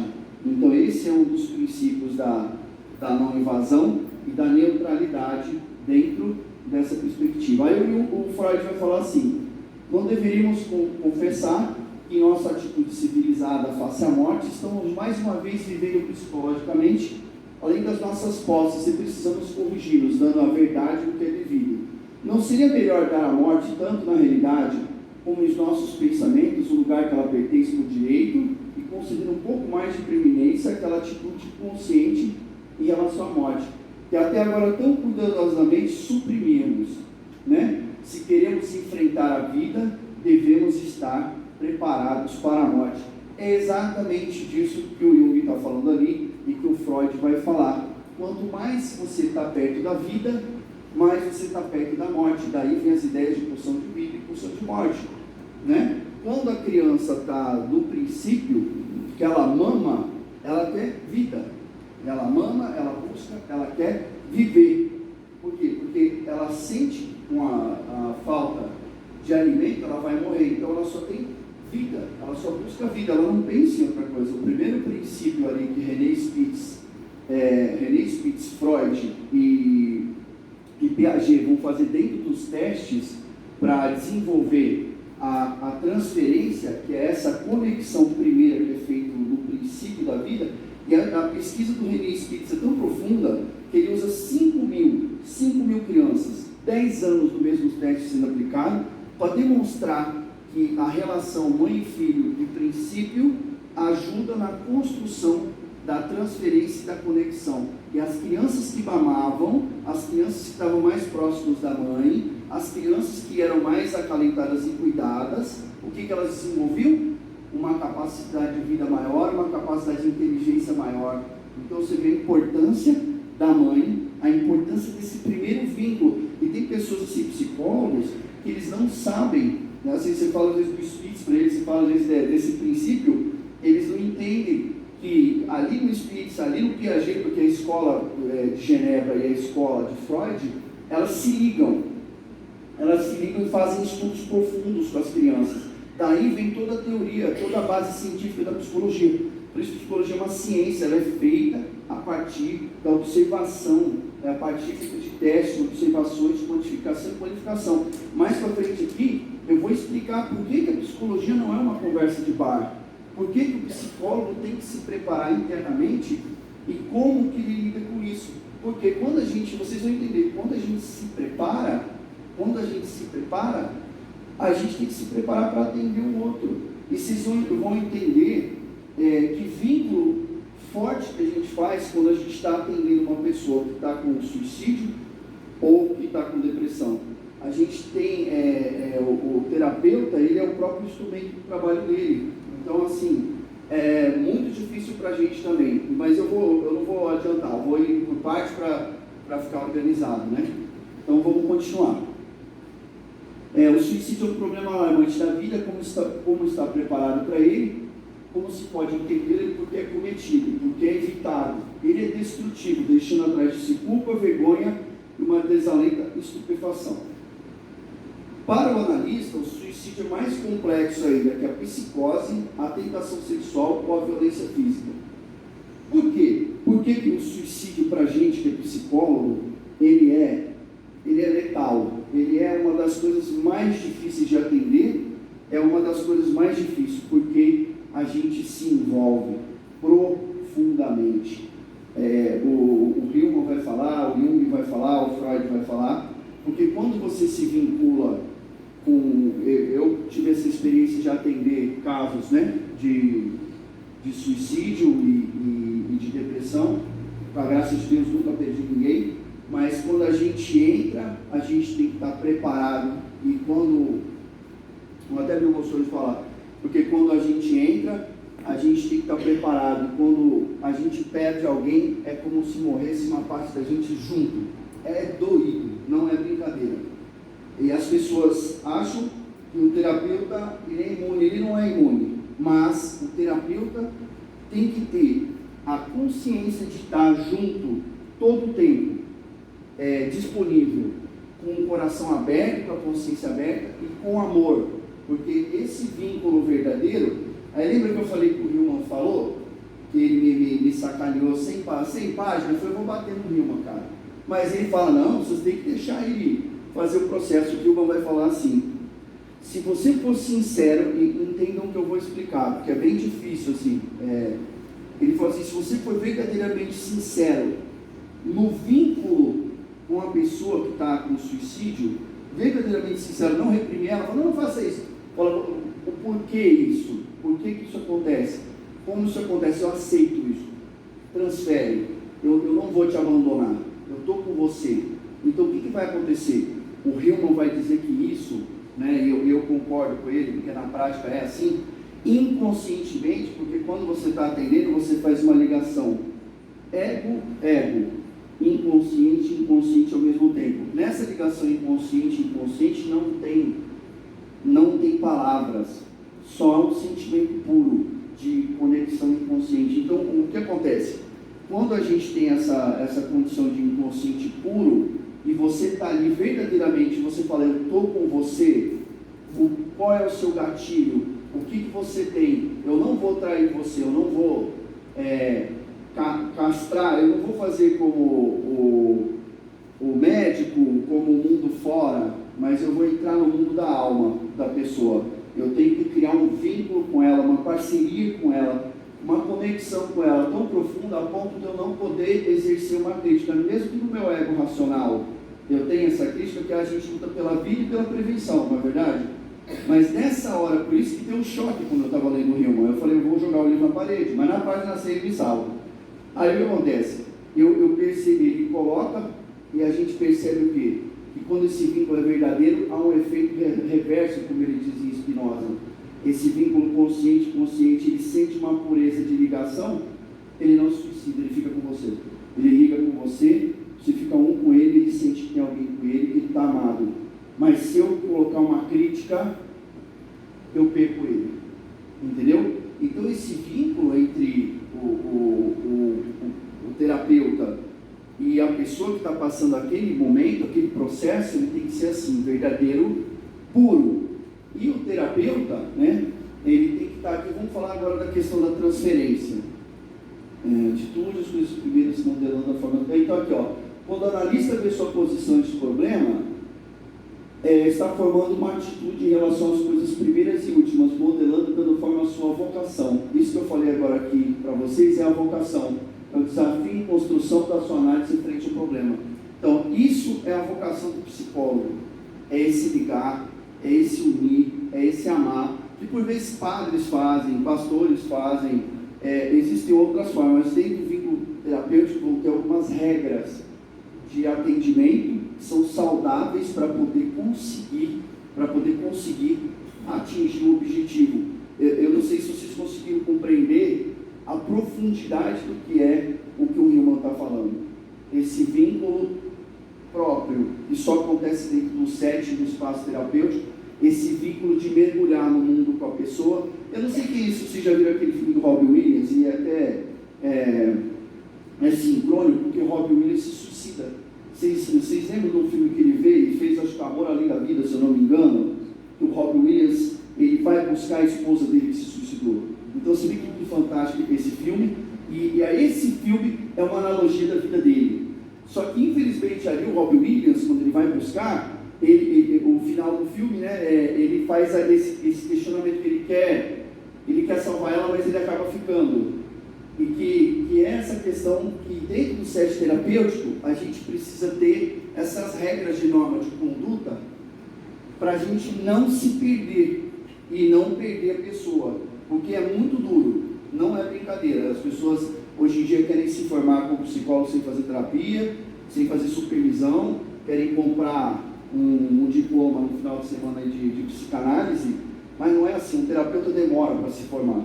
Um terapeuta é como uma espada, que você tem que bater na forja quente ali, ó, e você leva muita pancada até você criar o corpo necessário e para poder suportar esse mergulho de ir e voltar, sem se perder.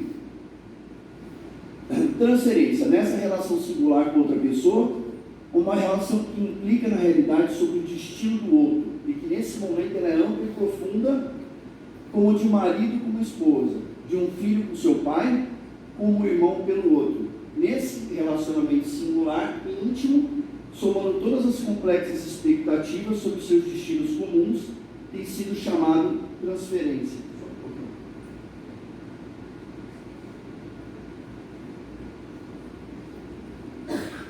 A transferência é uma aliança de duas pessoas contra qualquer dificuldade ou obstáculo. A aliança secreta e fundamental para a análise é semelhante ao relacionamento do advogado com o cliente, do médico com o paciente, do confessor com o penitente. A transferência é a raiz da análise, é o símbolo vivo do processo de cura. Lembra que eu falei lá do Spitz, das crianças, quando começa a mamar no peito? Esse mamar no peito, que a criança está ali, quando a mãe, o Bion vai falar assim, quando a mãe dá o peito para a criança, ela não dá só leite, ela dá amor, ela transfere conteúdo intelectual e emocional para a criança, por isso que dá essa diferença. Ali está toda a construção, por isso que eu não acredito em ideologia de gênero, cientificamente falando, não é preconceito, é por conta dos estudos do Spitz e por conta dos estudos do Freud e do Piaget, dessa primeira construção que se passa no amor. E então, como tem pesquisa mostrando que essa construção vincular, essa construção de transferência nasce aqui, então todo ser vivo vai passar por isso, entendeu? Então, é uma construção nesse sentido. Ética no atendimento. Uma opinião de um analista sobre religião, sobre educação, sobre política, adultério e divórcio, sobre bebida, fumo e regime não deveria interferir no seu trabalho analítico. Durante a formação, ele pondera sobre suas próprias crenças, seus hábitos, sua ética, de tal forma que não represente obstáculos a outra pessoa, porque um ponto de vista puramente pessoal não é adequado para resolver problemas de análise. Aí que está. Quando você vai num psicólogo e ele é bom, ele sabe o que ele está fazendo, a minha opinião não importa. O que eu acho de fumo, de bebida, do isso, daquilo, não importa. Importa como aquilo funciona para você. Eu estou ali para ser o espelho das suas costas, para ser a pessoa que está com você, na morte, na bebida. Eu estou com você, para ajudar você a conscientizar e elaborar isso, para você poder lidar com isso, superar isso e se salvar disso. Então, assim, isso é um dos primeiros princípios, que o terapeuta, ele não pode, ele não é o seu colega, ele toma ali cerveja, café com você e fica dando opinião, né? O terapeuta que faz isso não é terapeuta. Porque assim, você tem que entrar no processo de amar, mas você tem que saber qual é o seu papel. Qual é o seu papel? E qual é o papel da pessoa que está ali. Isso é fundamental e definitivo para o atendimento. O analista precisa tentar manter sua própria consciência, a fim de não ser inconsciente de que cada um dos seus pacientes, se começar a vacilar, assumirá os papéis que ele os coloca. Então eles não conseguem mais distinguir entre suas projeções e a realidade do analista, porque esse se tornou identificado com as fantasias dele. É exatamente o que eu estou explicando aqui. É um processo em que a pessoa projeta e eu suporto, mas eu tenho que estar no centro e entender qual é o meu papel com relação àquele conteúdo que a pessoa está me trazendo. Porque se eu me identificar, vamos supor, você está atendendo ali, é comum às vezes uma cliente se apaixonar por você. Por quê? Porque você está ali, você está sempre conversando com ela, você está atendendo ela, você está dando suporte para ela, mas aí que está, qual é o meu papel? É me apaixonar por ela também? Não. E assim, isso eu estou dando um exemplo bem rústico e bruto, mas existem coisas mais sutis, mais complexas, mais profundas que isso. Aqui como, quando é para profissional eu vou mais fundo, mas a gente tem que ir um pouquinho mais devagar. Mas a ideia é essa, de que o profissional, ele tem que estar preparado para esse conteúdo. A gente sempre até brinca. Um profissional que ele mergulhou profundamente, ele consegue ir com você lá embaixo. Quando você pega um psicólogo que ele não tem lastro para você, inconscientemente a pessoa sente, vai embora da terapia. É batata. Então o terapeuta que não se aprofunda, ele não consegue ir junto com o cliente, né? Então assim, a objetividade significa a abertura da consciência. Essa abertura a respeito do suicídio não é algo facilmente conquistado. A lei considera um crime, a religião chama de pecado, a sociedade volta-lhe as costas. É um hábito longo, tempo estabelecido na sociedade, arrumando uma justificativa de desculpar o suicídio e ocultá-lo para o manto da insanidade, né? O que torna a análise objetiva, oferece oportunidades para uma ciência da alma, é exatamente um aspecto objetivo e coletivo da alma, né? Que é o que eu expliquei ali do Jung, falando da questão do inconsciente pessoal da pessoa e do inconsciente coletivo, né? Vamos supor, uma pessoa ela sonha com baleia, com cobra, a pessoa gosta de cobra, uma pessoa sonha com cobra, aí ela vai olhar com cobra, no coletivo todo mundo fala o quê? Que é traição. Mas você tem que olhar dentro da análise daquele sonho, o que representa a cobra para a pessoa, porque às vezes não é traição, às vezes é cura. Às vezes a cobra, ela tem vários aspectos, em várias culturas diferentes. Então o analista ele tem que ter estudado todas as culturas, tem que ter estudado todo esse arquétipo e tem que fazer a interpretação do que aquilo simboliza para a pessoa ali dentro daquele atendimento. Então é o que ele está falando aqui, do aspecto objetivo e coletivo da alma, né? E para isso serve para tudo, até mesmo para a questão do suicídio. O que aquela pessoa traz, o que é positivo, o que é individual, o que é coletivo para aquela pessoa, como aquilo funciona para ela e como aquilo funciona para o outro.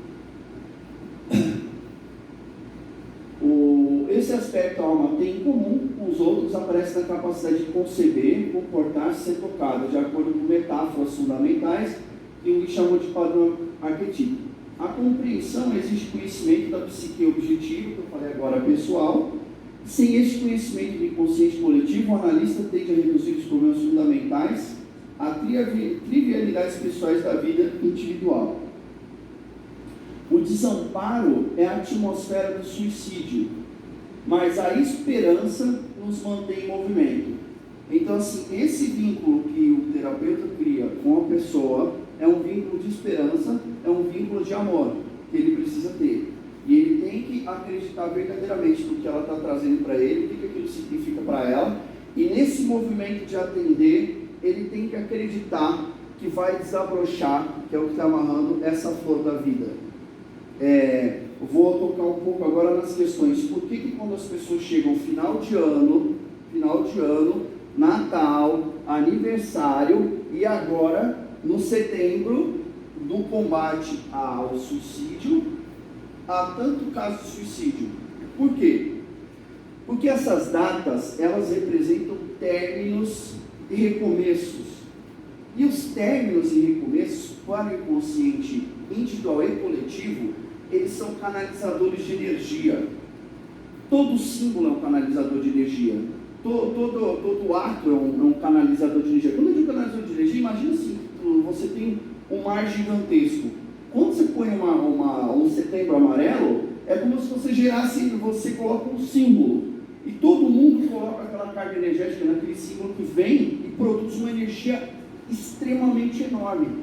Então, o que a gente está fazendo hoje aqui a nível consciencial, ele atinge o nível individual e coletivo da comunidade toda, né? Então, a importância do Setembro Amarelo, a importância de entender, né, esse movimento, por isso que é legal a gente colocar o florescer da vida. Falar é importante, é o florescer da vida, vocês entendem? Eu estou tentando, dentro da psicologia, explicar algo que acontece de forma natural. Mas como eu sou psicólogo, né, a gente é chato, a gente gosta de interpretar tudo, de estudar tudo, de fazer esse enlace, né?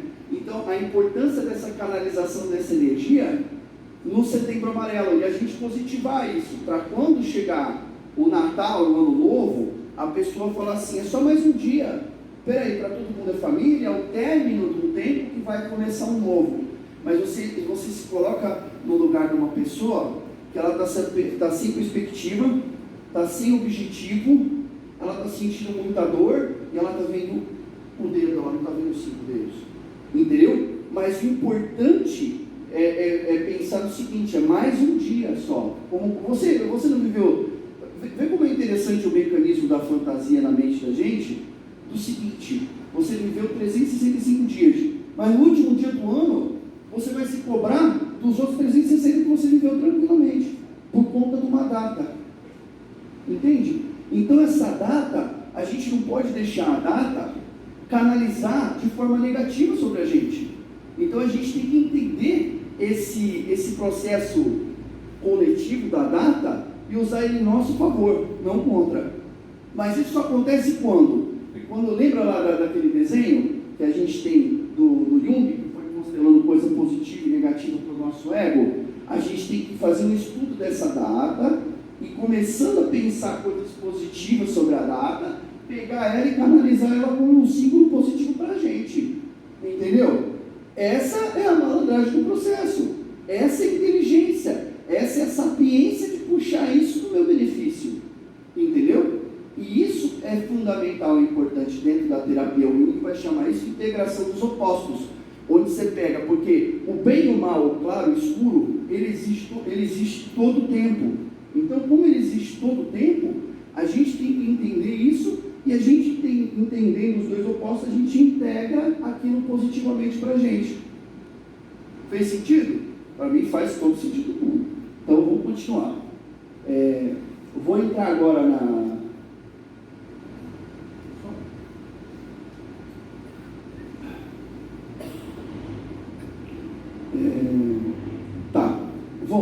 Às vezes eu falar esses casos, eu vou falar um desse aqui, depois eu vou falar um meu, e depois eu vou falar o meu próprio, para mim me incluir dentro do processo, porque eu acredito que, é o que eu falei, o terapeuta tem que vivenciar algumas coisas para ele se tornar mais forte, aquela espada que lapida. Então assim, eu trouxe um caso hipotético aqui. Chegamos um cliente, notamos marcas em seu pulso durante as primeiras entrevistas à tona. O fato que alguns anos atrás, por 2 vezes, ele tentou suicidar-se. As tentativas foram secretas e quase deram certo. A pessoa quer trabalhar somente conosco, por termos sido indicados por um amigo, e ela não consegue confiar em nenhum outro analista. Ao aceitar essa pessoa, aceitamos a ameaça de que a próxima crise ela novamente poderá suicidar-se. Contudo, é nossa função manter uma atenção analítica que não se esqueça das crises. Lembra que eu falei da questão vincular? Eu tive um caso de uma moça que chegou no meu consultório, que ela tinha cortado os pulsos assim, e quando ela chegou de primeira assim, eu criei um elo com ela, mas foi uma coisa instantânea. A gente olhou, eu gostei dela, ela gostou de mim, houve um afeto ali, houve uma sintonia boa. E a gente começou, e ela chegou lá porque o pai dela tinha falecido, e aquilo era uma tristeza muito grande para ela. E ela era uma pessoa religiosa, era uma pessoa cristã, E mesmo com a morte do pai, ela não conseguia aceitar a morte do pai, aquilo foi um baque muito grande para ela. E ela já estava 2 anos com depressão, e depois desses 2 anos piorou muito, ela não foi procurar ajuda, e ela começou a se cortar. E ela estava se cortando e estava pensando em suicídio constantemente. Então a gente foi fazendo um tratamento dentro de 2 anos. Eu tinha um psiquiatra amigo, a gente indicou ela para o psiquiatra, a gente começou a fazer aquele tratamento. Eu fui atendendo ela psicologicamente, ela teve muitas outras crises, não só muitas outras crises.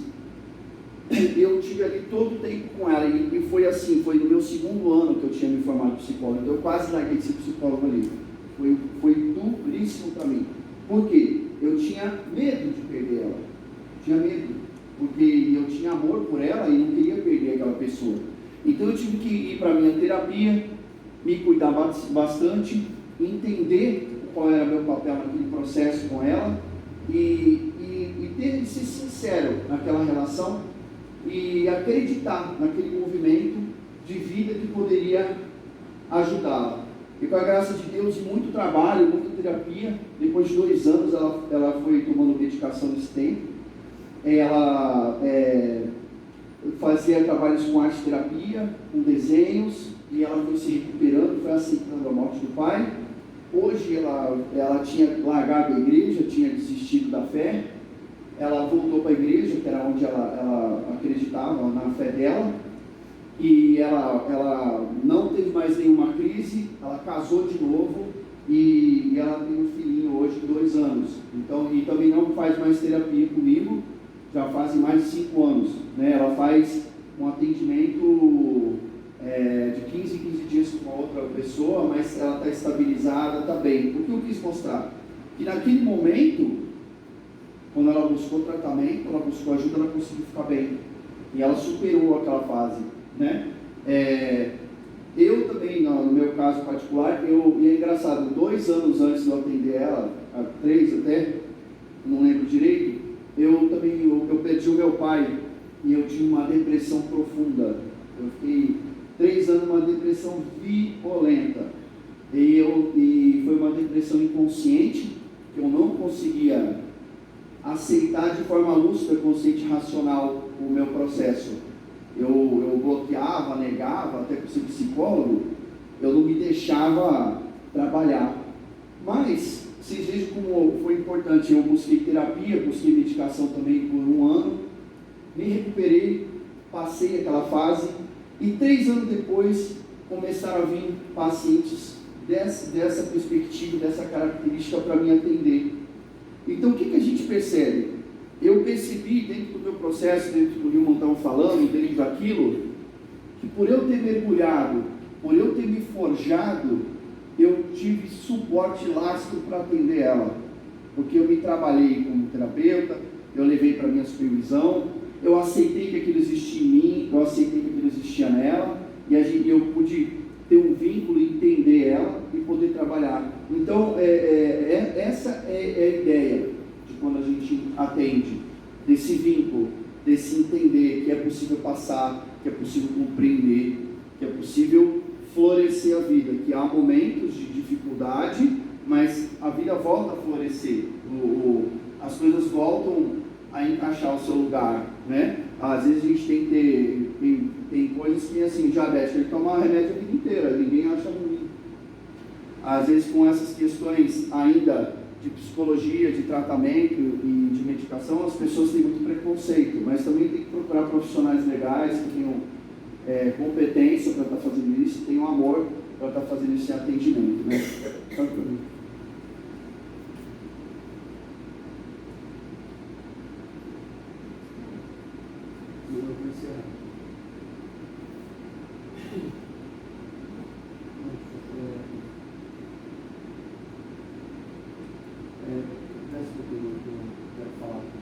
Também tem uma outra coisa muito legal que eu queria compartilhar com vocês, que são, deixa aqui,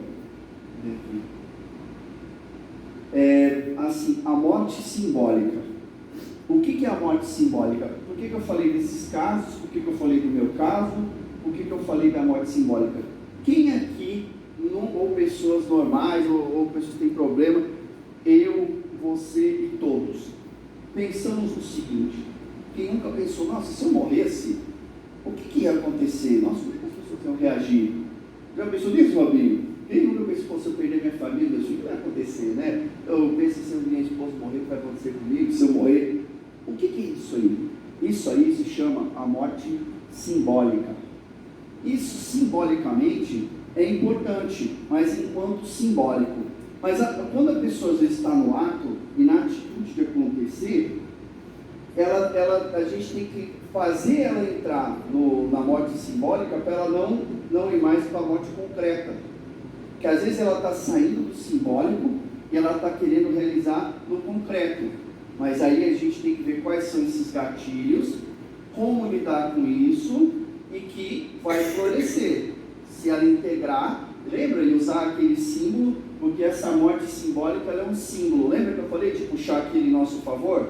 Então assim, a gente pensa, a gente hipotetiza na mente, o ser humano é o único animal capaz de metaforizar, os outros não são capazes, macaco é inteligente, mas não metaforiza, só o ser humano faz poesia, metaforiza e faz isso.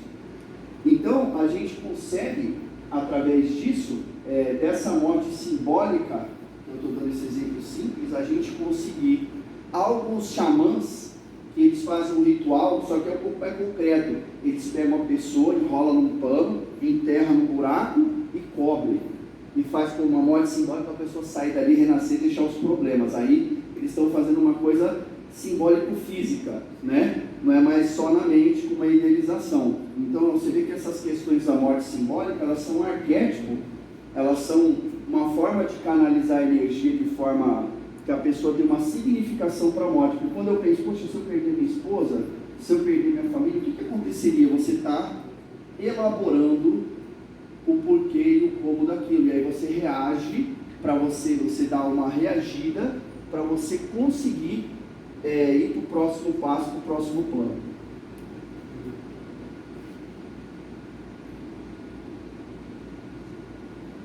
O suicida, aí pode subir, já falei sobre isso. Vamos lá, também é interessante a gente perguntar no xamanismo, né?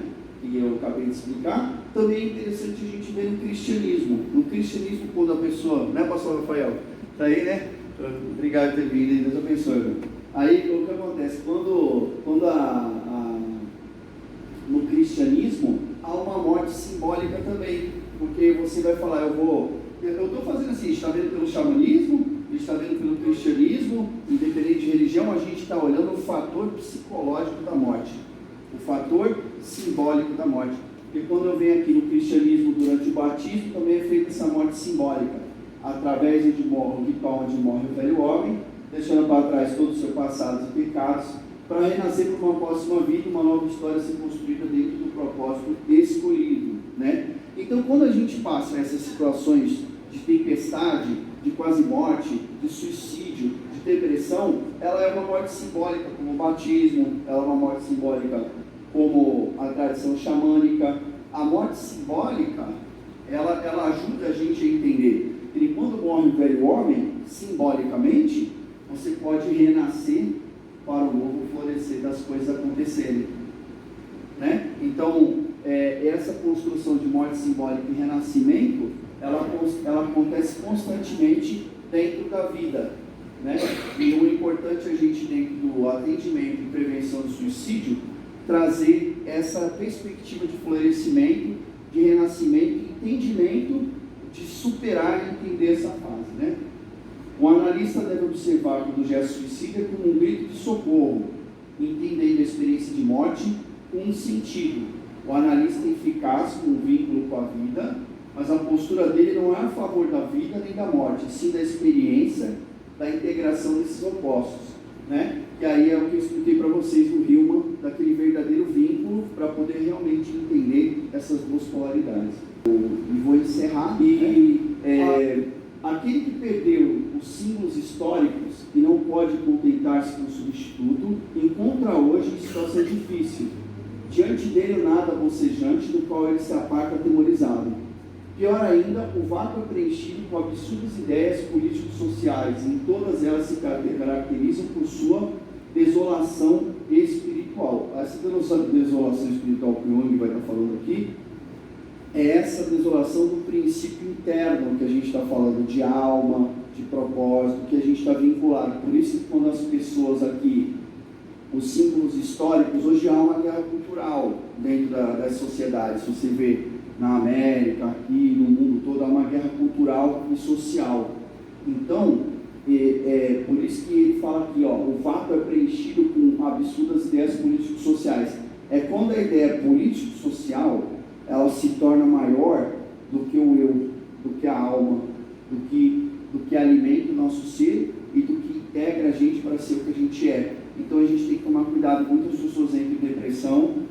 O Hillman escreve no livro dele, O Mundo, 100 anos de psicoterapia, o mundo está cada vez pior. Ele fala que as pessoas que estão entrando dentro do consultório são pessoas boas, de coração bom, com uma saúde psíquica boa, com uma sensibilidade alta, que não estão sabendo lidar com o mundo. O mundo está mal, o mundo está violento, que as coisas estão perversas, né?